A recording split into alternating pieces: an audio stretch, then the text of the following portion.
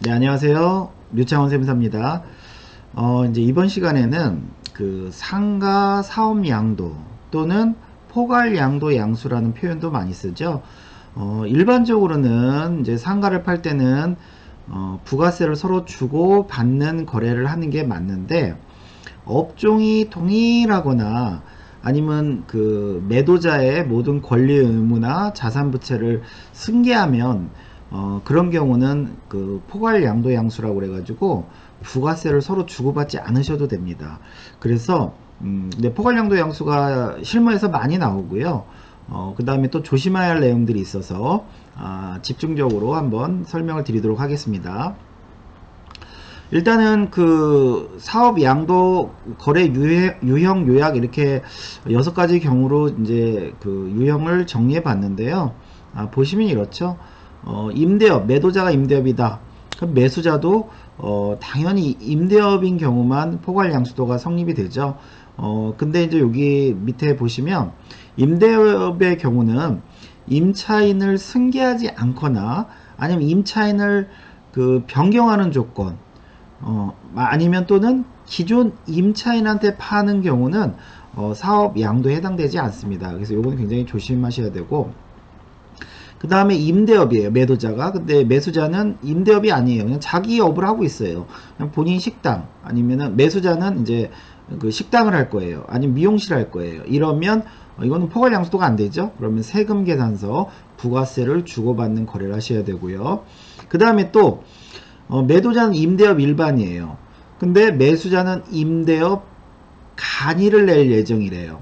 이러면은 그 포괄 양수도를 만약에 하게 되면 임대라고 해서 포괄 양수도를 하게 되면 간이과세자를 못 내게 되고요. 그 일반은 일반한테밖에 포괄 양수도가 안 됩니다. 그래서 포괄 양수도가 안 되기 때문에 그럼 세금 계산서 거래해야 되나? 그래서 예를 들어서 부가세를 그 주면 그거를 또 간이과세자는 환급을 못 받습니다. 환급을 못 받아요. 케이스 4번도 임대업이고요. 그 이제는 그 임대 외업인데 간이과세자예요. 마찬가지로 뭐 포괄 양수도는 아예 안 되겠죠. 업종이 틀리니까. 그러면 세금 계산서 거래를 해야 되는데 역시나 매수자는 환급이 안 됩니다. 그래서 결과적으로 요 3번과 4번 케이스는 거의 실무적으로 거래되기가 어렵습니다. 어렵습니다.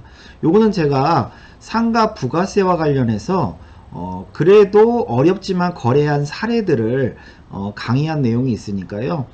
상가 부가세 3편 반드시 좀 확인을 하셔야 됩니다. 2편과 3편을 꼭 그 확인을 하시면 좀 도움이 되실 거고요. 그 다음에 임대 외업이다. 뭐 식당 했다. 근데 마찬가지로 업종이 동일하다. 식당 할 거다. 다 승계할 거다. 그러면 포괄 양수도 거래가 될 것이고요. 업종이 다르다. 그러면 세금 계산서, 부가세를 주고받는 세금 계산서 거래를 하여야 할 것입니다. 그 다음에 우리가 이제 그 포괄 양도 양수가 되기 위해서는 일단 대전제가요. 사업이 동일해야 되겠죠. 예, 뭐 임대면 임대, 식당이면 식당, 뭐 이런 식으로 좀 그 일단 사업이 동일성이 유지돼야 됩니다. 과거에는 동일성이 유지 안 돼도 포괄 양수도가 되게끔 한 사례도 있긴 있었는데 지금은 이제 동일성이 반드시 유지되셔야 되고요. 그 다음에 일반 과세자 대 일반 과세자 당연히 됩니다. 사업이 동일하다고 전제하고요. 일반에서 간이, 이거는 삼각형입니다. 왜? 간이가 일반으로 바뀌거나 간이를 못 내게 되겠죠. 그렇기 때문에 삼각형이고요. 그 다음에 일반에서 면세, 이거 안 됩니다. 왜? 면세는요, 부가세를 납부하지도 않고 환급도 못 받는 그런 대상인데, 내가 예를 들어서 부가세를 환급받았는데 이 사람한테 모든 그 환급받은 권리를 떠넘길 수가 없죠. 환급이 안 되는 사람한테. 그래서 이거는 사업 양도는 될 수가 없고요. 마찬가지로 과세, 면세, 겸업자 이런 경우도 면세가 있기 때문에 이것도 해당이 없습니다. 사업 양도가 안 되고요. 근데 간이에서 일반은 그 사업 양도가 가능합니다. 세무사님, 일반에서 간이는 안 되는데 왜 간이에서 일반은 돼요? 애시당초 간이과세자는 뭐 환급도 없고요. 뭐 별다른 어떤 그 혜택이 없는 애들이 혜택 많이 보는 애한테는 그 포괄량수도로 넘길 수 있다 이거죠. 더 큰 개념의 애가 작은 애한테는 포괄량수도가 안 되지만 작은 개념의 애가 큰 개념의 애한테는 그 포괄량수도가 된다 이런 취지로 생각하시면 될 겁니다. 그러면 이제 사업 양도와 관련해서 주요 판단 사례들이 있는데요. 요 그 4, 5, 6번이 굉장히 중요한 내용입니다. 요거 한번 보시면 부동산 임대업자가요. 계약기간이 남아있는 임차인의 일부를 승계하지 아니하고 사업을 양도하거나 임차인이 변경되는 경우는 사업 양도에 해당되지 않는다. 우리가 사업 포괄 양도라 하는 것은 그 현 상태를 그대로 승계를 시켜야 됩니다. 그렇다는 얘기는 기존의 임대업 같은 경우는 사업이 뭐예요? 임차인이죠, 임차인. 그 임차인을 그대로 승계시켜야 되는데 그 조건이 임차인을 바꾸는 거야. 아니면 나는 새로운 임차인을 넣고 싶어. 아니면 정작 그 임차인한테 팔아요. 임차인한테 판다는 얘기는 임차인이 승계되는 건 아니잖아요. 그죠? 새로운 임차인이 들어오겠죠. 그래서 이런 경우는 사업 양수도로 볼 수 없다는 내용이고요. 그 다음에 5번, 6번은 좀 약간 비슷하면서도 틀린 사례인데 조심하셔야 됩니다. 5번은 이거죠. 그 음식점업을 하는 그 사업자가 있었어요. 근데 마침 내 음식점업을 그대로 승계하겠대요. 뭐 집기 비품도 승계하고 종업원도 승계하고 그래서 승계하겠다고 합니다. 그래서 음식점업을 승계했어요. 했는데 한 3개월 장사하다 보니까 속았어. 그 맨날 파리만 날리고 장사가 안 돼요. 그래서 에이 다시 그냥 여기 장사 때려치고 그 임대업이나 해야겠다. 그래서 세무서 가서 업종을 변경하고 이제 임대업으로 바꿨습니다.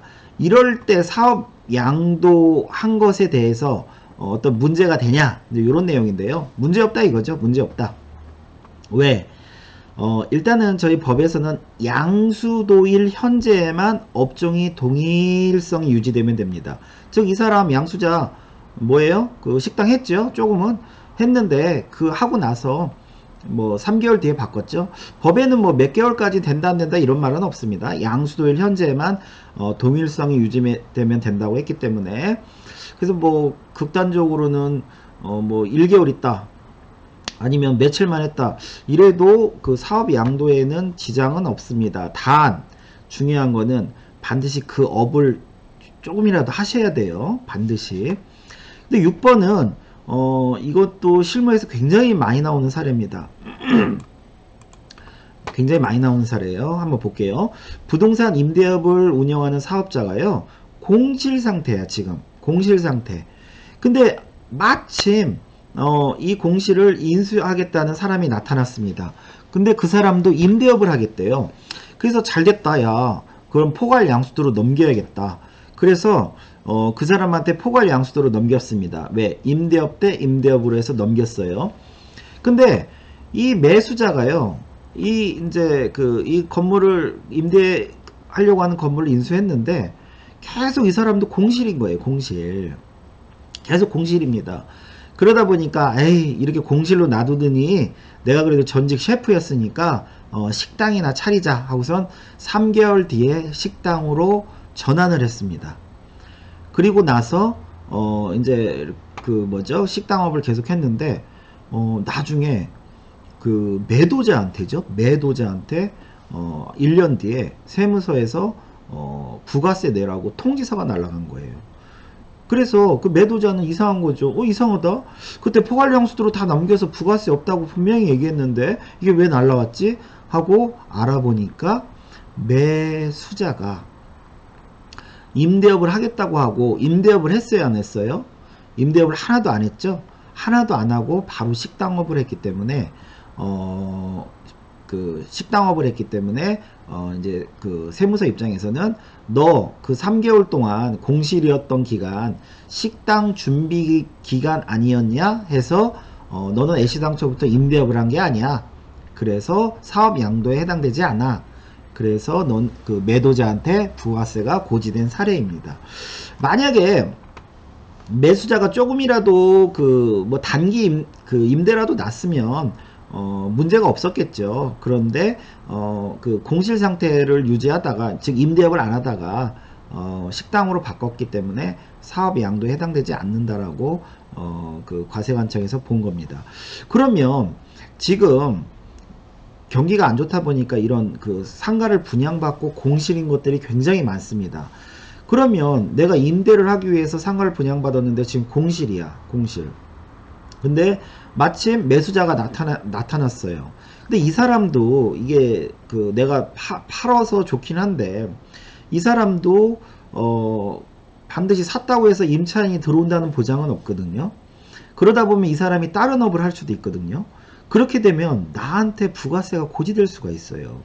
그러면 내가 굉장히 불안전한 위치에 있잖아요. 그렇기 때문에 우리 공실 상태에 있을 때는 이 포괄 양도 양수 맺을 때 특약사항란에 반드시 공실로 인해서 만약에 매수자가 이 임대업이 아닌 다른 업을 할 때 발생하게 되는 부가세에 대한 부담은 매수자 너가 부담하라 라는 식의 어떤 특약이 있어야지, 그렇지 않으면 매도자는요, 매수자가 이거 뭐 임대업 하겠다고 하고 안 하고 다른 업 하잖아요. 그럼 부가세 무조건 두드려 맞습니다. 예, 그래서 이건 조심하셔야 돼요. 매도자 분이시거나 아니면 공인중개사님들께서 거래하실 때 이 공실이 있는 임대업자의 경우는 반드시 특약사항란에 매수자가 포괄양수로 넘겼지만 다른 업을 할 경우 발생할 수 있는 그 발생한 부가세에 대해서, 매도자 부가세에 대해서 매수인이 부담한다라는 어떤 그런 특약을 꼭 넣으셔야 됩니다. 그 다음에 이제 여기 사업 양도와 관련해서 판단 실수 사례 이렇게 제가 넣었는데요. 이거는 이제 제 주변에 있는 어떤 그 공인중개사님들께서 실수한 사례들입니다. 실수한 사례들인데요.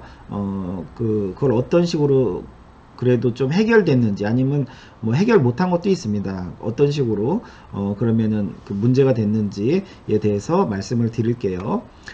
간혹 가다가요, 저희가 그 매매계약서에 업종도 다른데도 불구하고, 매도자 매수자가 업종이 그 다른데도 불구하고 중개사님들이나 아니면 뭐 일반인들은 잘 모르니까 거기에 그냥 포괄 양도 양수 계약이라도 문구만 넣으면 이게 사업 양도가 돼서 부가세 주고받지 않아도 되는 걸로 오해하시는 분들이 계세요. 이 포괄 양도 양수 계약 문구는요, 저희가 어떻게 보면은 과세관청에다 알리기 위해서 쓰는 거나 마찬가지입니다. 왜 그러냐면 이 포괄 양도 양수가 극단적으로 문구가 없더라도 실상이 포괄 양수도면 포괄 양수도로 인정받을 수가 있어요. 그런데 그거를 과세관청에서는 알 수가 없잖아요. 얘들이 포괄 양수도 했는지 안 했는지. 그래서 그런 걸 알리기 위해서 계약서에 특약사항에도 넣는 것이고, 아니면 별도의 계약도 맺는 것이고, 이런 거거든요. 그렇기 때문에 반드시 그 업종도 다른데도 불구하고 포괄양도 양수 계약 문구만 있으면 이게 포괄양수도가 된다. 그래서 부가세를 주고받지 않아도 된다. 이렇게 생각하시면 곤란해요. 예, 그거 좀 주의하시고. 1번은 이런 사례입니다. 매도자는 임대업자고요. 매수자는 이제 거기서 미용실을 하겠다고 했습니다. 그런데 이제 이거를 중개하신 중개사님께서 이제 그 얘들이 이제 부가세가 있을 수 있는데, 이 부가세는 포괄양도 양수 계약을 맺어야겠구나. 그래서 이제 특약상의 당해계약은 포괄양도 양수 계약이라고 명시하고 부가세를 주고받지 않기로까지 이제 설명을 한 사례인데, 저희가 이제 이 내용을 듣고 깜짝 놀랐죠. 이거 포괄양수도가 안 됩니다, 중개사님. 그래서 이거 어떡하냐 라고 해서 이 케이스는 이 미용실을 하겠다는 사람이 어쩔 수 없이 임대사업자를 내서 단기간이라도 그 기존의 임차인을 조금이라도 승계해서 임대사업을 조금 한 후에 미용실로 변경한, 그렇게 해서 부가세를 그나마 해결한 케이스고요. 매도자가, 2번은 매도자가 임대사업자인데 매수자도 임대를 한다고 했습니다. 근데 그 매수자가 바로 임차인이었어요. 임차인. 근데 제가 아까 말씀드렸죠. 매도자가 임대, 매수자가 그 임차인이면 포괄양수도가 안 된다고. 근데 요것도 마찬가지로 이제 그 중개사님께서 매도도 임대, 매수도 너도 어차피 임대 사업할 거지? 그러면 포괄 양수도구나. 그래서 포괄 양수도로 생각하고 부가세를 서로 언급을 안 한 케이스죠. 그래서 이런 것도 어쩔 수 없이 매수자를 그 임차인이 이제 여자분이었는데 그 남편분으로 바꾼 거죠. 매수자를 남편분으로 바꿔서 그 계약을 다시 하고 아내분을 그대로 승계하는 걸로 해서 임대차를 조금 유지하다가 새로운 임차인을 받는 그런 식으로 부가세를 주고받지 않는 걸로 해결한 케이스고요. 3번은 매도는 임대사업자입니다. 근데 매수는 구청에서 문화센터를 쓰기로 했대요. 그리고 일부는 또 임대도 놓겠다고 했답니다. 구청에서. 그래서 요 중개사님께서는 매도도 임대고 매수도 구청에서 문화센터 쓰는 거는 어찌됐건 간에 그 지자체 일이니까 이거는 아무 문제 없고 일부 임대로 놓으니까 그러면은 임대 그 사업 포괄 양수도구나 라고 했다가 이제 큰일 난 케이스죠. 저희가 이제 구청 지자체에서 그 고유목적 사업으로 쓰는 거는 면세라고 합니다. 면세. 그러면은 지금은 일반대 면세로 지금 어떻게 보면은 그 넘어가는 건데 이거는 당연히 포괄양수도가 안 되죠. 그래서 지금 매가가 9억 8천이고 부가세만 해도 건물가액 한 뭐 대략 5억에 5천만 원 정도 발생하는데 그 5천 문제에 대해서 이거는 뭐 제가 어떻게 결론이 어떻게 나는지 모르겠지만 이걸 중개하신 중개사님께서 굉장히 큰 어려움을 겪은 그런 케이스고요. 그다음에 4번은 또 이런 겁니다. 매도는 그 2층 3층은 그 임대를 놓고 있고요. 1층은 본인이 어떤 그 큰 마트 뭐 농가마트라고 그래가지고 큰 마트를 운영하고 있었습니다. 근데 매수자는 그걸 다 사서 임대를 놓으려고 그래요. 그래서 이거는 이제 포괄 양수도가 안 되는데 이제 문제는 포괄 양수도로 하려는 게 아니라 보통 그 계약할 때 요거를 중개하시는 중개사님이 부가세를 언급하셨어야 되는데 사실은 현실적으로 그 부가세 얘기를 하면 계약이 깨질 것 같은 경우들이 간혹 있다고 합니다. 예, 이제 서로가 아주 그 계약할 때는 예민한 상태에서 뭐 하나 변수만 터졌다 하면은 이제 계약이 깨지는 그런 상황이었는데 그래서 사실은 부가세를 언급 안 하고 계약을 한 거죠.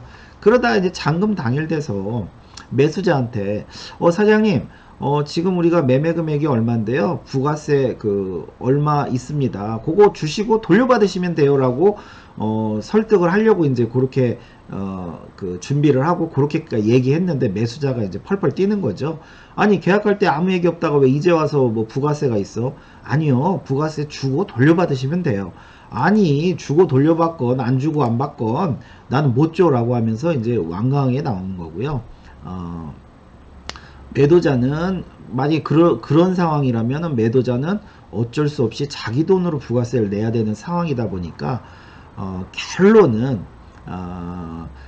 그 매수자한테 매도자가 이제 부가세를 좀 뭐 어떻게 보면 꿔준 거나 마찬가지죠. 매도자 돈으로 일단은 부가세를 대신 납부하고 매수인이 환급됐을 때 그걸 다시 돌려주는 식으로 약간은 이제 변칙이지만 그렇게 처리한 케이스도 있습니다. 예, 그래서 우리 중개사님들 다시 말씀드리지만 이 포괄 양수도는 좀 조심하셔야 됩니다. 그냥 계약서에 포괄 양수도 문구만 썼다고 해서 포괄 양수도가 성립하니까 부가세를 주고받지 않아도 되는구나 이렇게 생각하셨다가는 큰일 납니다. 예.